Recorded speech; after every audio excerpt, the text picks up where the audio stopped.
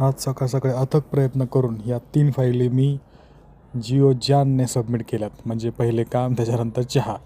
म्हणजे ह्या 3 फायली सबमिशनसाठी मी चहा 12 वाजेला पिली आज सकाळी. बघितली, हे वॉचचा टाईम आहे आजचा. त्यानंतर जेवण केलं, मला एक चक्कर मारून यावी. 2-2:30ला जेवण केलं. त्यानंतर जसं मी म्हणजे चक्कर मारून ऑफिसला आलो, तेव्हापासून गर्दीच नाही.